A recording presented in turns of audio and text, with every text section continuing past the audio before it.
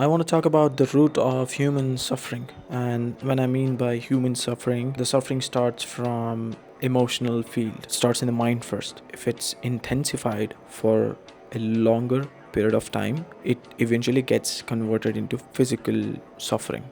It might be diseases, it might be. You need to first understand this is not something that you need to take in as a spiritual thing, because it does have an aspect of spiritual sense to it. You need to understand this in more of practical reality, common sensical way. All right. So first I'm going to start with, why are we even born on this earth or as humans? It's because we have unfulfilled desires. It's because the root is desire here. It's because of the desire we are born, right? There's something that you want to accomplish, there's something that you want to experience that you haven't experienced yet. That is why you're born. On tip of the iceberg, you can say, oh, desire is just like goals. It's dreams, it's things that I want to accomplish in life. But at the root, desire, it's not the destination that you want to arrive at. It's not the desire that you want to accomplish, but that journey, the journey that's there to accomplish that desire. Your soul, or you want to experience that journey. The minute you bring desire in your life, the minute the desire is sprouted here, your suffering starts. Why? Because desire itself is not in a three-dimensional space.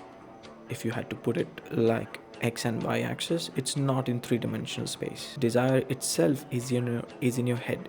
It's in your mental space that doesn't have any dimensions. It's like infinite, or you can call it like fifth dimension.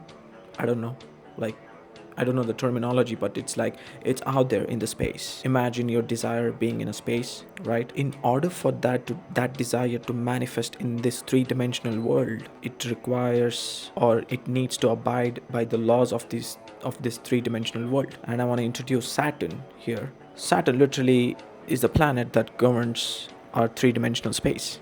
Time. Wherever there's time, there's space. So when you introduce time, or when you correlate your desire and time, because desire itself doesn't operate on three-dimensional space, it operates on fifth-dimensional space. Now what happens when you have a desire? Where does this suffering come from? The suffering comes from, you want to get to point A, you want to get to that desire A. The minute that comes into three-dimensional space, it is introduced with friction. It is introduced with resistance, because there's only so much that you can control in this three-dimensional space. There's only so much. We want that desire to be accomplished or achieved in no time, or in less amount of time. So that itself creates a first friction towards that desire. And whatever you beliefs, or whatever the things that you have attached yourself to that desire, the friction is caused there, and you end up suffering. But does that mean you don't have to have a desire? First, you need to know what is a desire and why do you want to have that desire. You need to literally sit down and examine your desires. Like, what is it that you want to do with this desire? Where did it come from?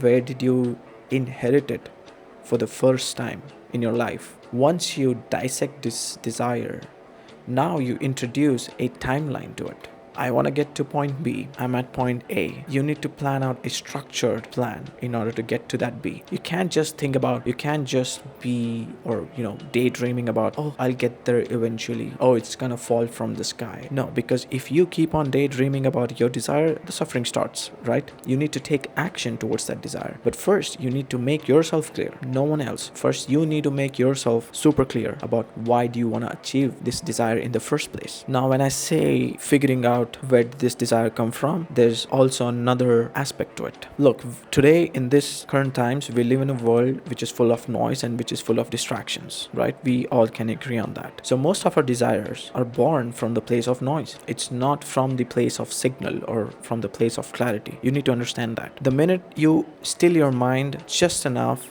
you can figure out where this desire is coming from. Is it coming from noise, or is it coming from signal clarity? Half of your problem gets solved. I mean it. Because you know what desire you want to achieve. So know your desire before you want to desire something in your life, because it's the root of suffering. The minute you choose your desire from the place of noise, sooner or later that desire will be put to test by nature or universe or God, whatever you want to call it. Okay? So make sure you're so rooted into your desire that you know it's coming from a place of clarity and not a place from noise. And when I mean by noise, you need to understand it's not easy to distinguish a desire if it's coming from a place of noise or if it's coming from a place of signal. For that to happen, you need to still your mind. You need to stop reacting to external situations first, and also regulate your nervous system so it's in a state of ease. So once you know that a desire has been sprouted from a place of noise, throw it off immediately. Like, it's not gonna serve you in any way, and you will be disappointed with more suffering eventually you're gonna learn. Eventually you will get to know that, okay, this desire was not from a place of clarity. You will know it. But it's better to, like, do it before you waste time. Because what I'm trying to say here is to get time on your side. Get that time variable on your side, because that's one of the biggest resource that you can manage or respect towards, right? Time. So once you know that you want to accomplish a desire from a place of signal or clarity, so once you know this desire is from a place of signal, clarity, it is something that you really want to do, please understand this.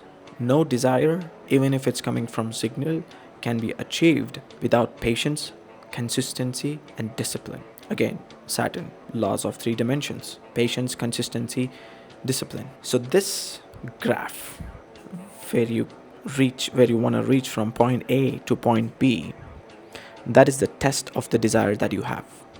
That is the test given by Saturn, or time itself, or nature itself. Astrologically speaking, from my own perspective, the best planet out there that you can get on your side as your ally is Saturn. Yep, Saturn is the guy that you need to respect, and you need to, like, follow the rules or the laws that's been introduced by nature. That desire will be put through a test of patience, consistency, and discipline. When they say you need to show up every single time, this is what they mean, right?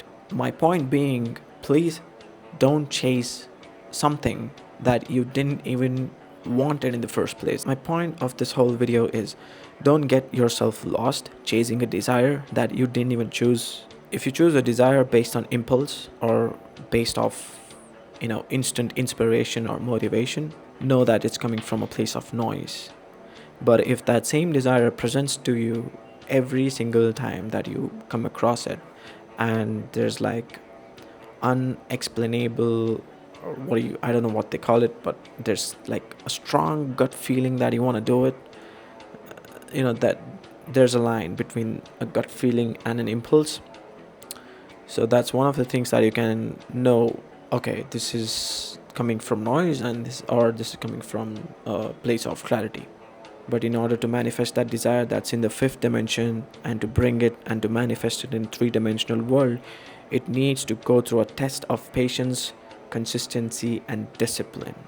This is my take on desire and how it shapes your suffering.